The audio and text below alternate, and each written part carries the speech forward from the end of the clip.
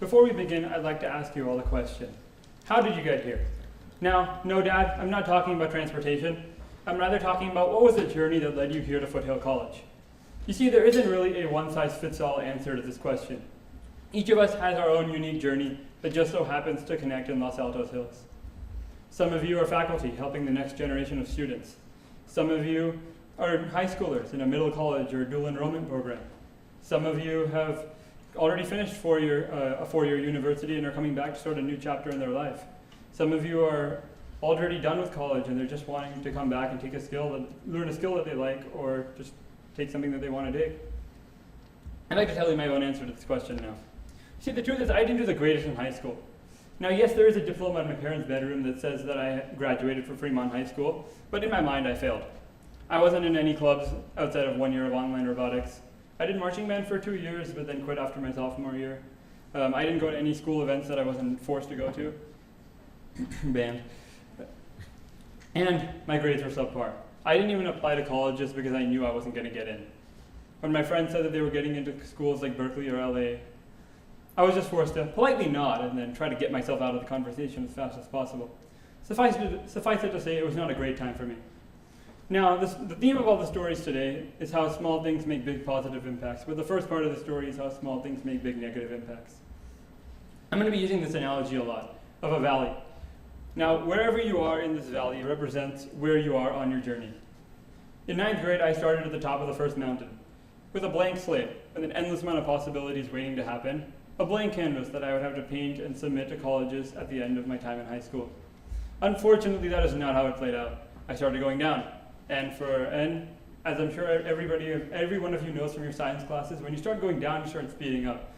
Gravity helps, right? You start accelerating. It becomes harder and harder to stop yourself as you start going down until you hit the bottom at a speed faster than you were when you started at the top. Now, unfortunately, going back up is not as easy.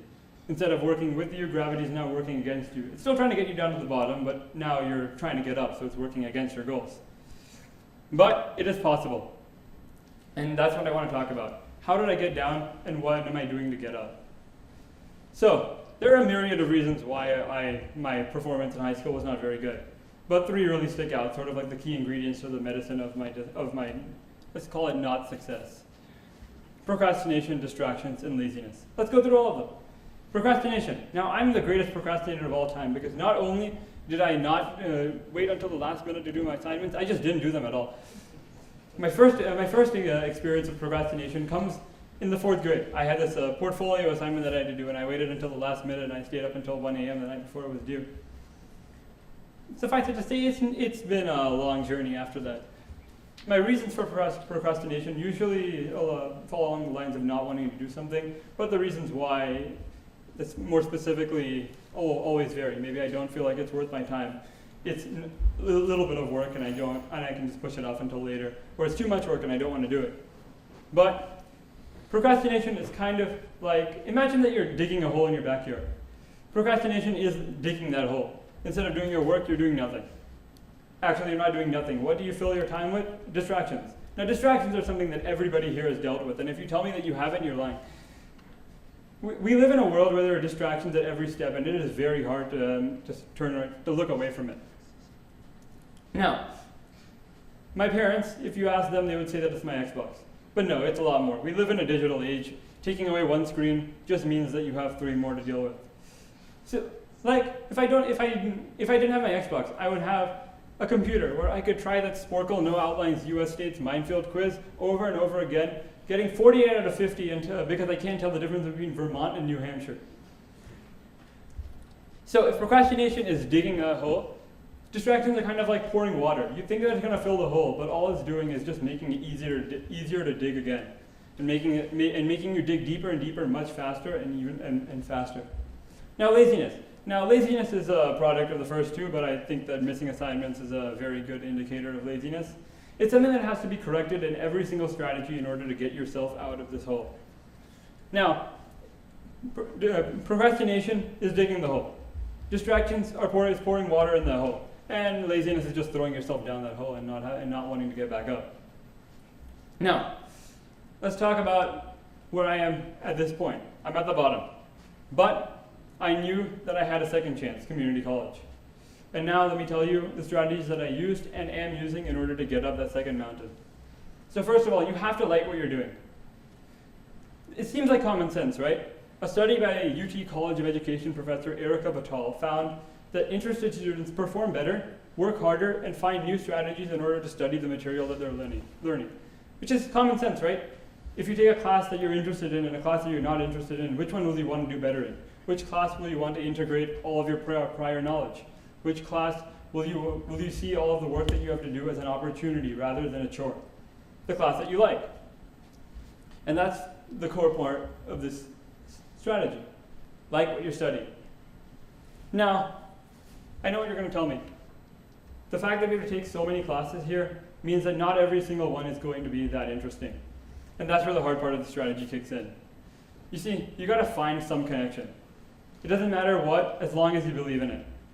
Let me give you a few examples for these previous points. So in the fall, I took an astronomy course with Dr. Matthews here, and yes, I learned about how the stars behave and the properties of the universe, but I also learned something more. He taught us how courses connect with each other, how your writing classes and your math classes all combine to help you achieve Foothill's mission statement of making yourself a better member of society. And I feel like that's pretty much the essence of this strategy. Now for the other side, I do not like science classes. I can give a whole other talk about why I don't like science, but anthropology, let's talk about that. At its face value, as a political science major, I am not interested in anthropology. I don't like science, and it has nothing to do with what I like. But anthropology has been used in many different prominent political thinkers' justifications for their ideology, and if I can use a basic knowledge of anthropology to evaluate those arguments, that gives me a whole other angle in order to like a course that if I didn't have that angle, I probably wouldn't want to do that well in. Now the second one is to find an environment that challenges you. Now there are three types of courses, and let's be honest, everybody wants to take easy courses. What are easy courses? Not that much work, an easy grade. But what is this really doing? It's just reinforcing your laziness. You feel like it's not that much work, I can just push it off until later. And that's a really flawed ideology. It's basically instant gratification. You get a short-term benefit of a good grade and a boost to your GPA, but what is it really doing in the long term? When you leave the class for the last time, what are you going to get out of it based on, aside from just the stuff that you learned, all the content? Nothing. Now on the other hand, there are challenging courses. Now these are not really challenging courses. The only challenge that they derive is whether you have the time and the willpower to actually complete the obscene amount of assignments that they assign. And one or two tests are usually what decides your entire grade. Now this is not instant gratification, and it's not even delayed gratification, it's just no gratification. But that healthy middle is courses that challenge you. Now these courses, yes, they might have a lot of work, they might not have a lot of work, but the work that they have is deliberate. It's meant to increase your skills. It's meant to teach you something further than just the material. Critical thinking, analysis, argumentation. These are the kind of skills that courses that challenge you are centered on. Let's go back to my astronomy course. Now, my astronomy course didn't have a lot of work, but it was not also little work, but all of the work that we did had a specific reason. The pre-class readings that we did made sure that we could focus on applications during class. During class, the applications through the lecture tutorials taught us collaboration skills. It made we analyzed arguments from fictional students about why answering one way is better, and we had to refute it or support it with evidence, something that you have to do in pretty much every single one of your classes. During the lab portion, we had to provide evidence for every single observation we made, which further drilled down the point that you have to have evidence for every argument. Basically, the skills that I learned in that class are something that I can apply not just to all my other classes, but to life in general. Now, the third thing is to always be doing something. Now, you should always be learning something. You should always be trying to develop a skill. Now, clubs are a good way to do this. You see, in the fall, I joined Deanza's Model UN Club. I had no intention of joining Model UN before that, but I went to one meeting, I found it interesting, so I said, okay, I'll do it in the winter. So I got invited to participate at Berkeley's Model UN conference in March, and let's just say that it was one of the best experiences I've had in recent memory. Not only did I meet some amazing people from across the world, not world, but you get the point, Somebody who's from Canada, we'll call it international. But the skills that I learned, critical thinking, collaboration, argumentation, research, all of those skills are something that I can use in every single part of my life. My job with the California State Assembly, I'm learning about something that really interests me. How does the inside of government work? All of those news stories you see, what are the day-to-day processes that lead to the information that you read in those news articles? And through that, I'm developing more skills.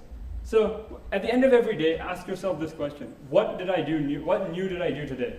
What new skill did I learn? Or what new topic did I learn? Now, implementing these strategies are not easy. But here's the thing, you are not alone. Find somebody that you trust. Have them keep your phone outside of the room. Have them check in on you every once in a while. Now, I don't want to say that I am grateful that I failed college. I didn't fail, but metaphorically I failed high school. But it made me a better student than I was when I entered in 9th grade. But that was due to my friends, my family, and others who always had my back and made sure that I was on the path to success. Now, before I leave, I'd like to leave you with a quote from Chinese philosopher Lao Tzu. The journey of 1,000 miles begins with a single step. Now, no matter where you are on this journey, whether you're taking your first step or you're almost at the finish line, keep going. Because no matter what the effort it takes to get to that top, the reward is worth it every single time. Thank you.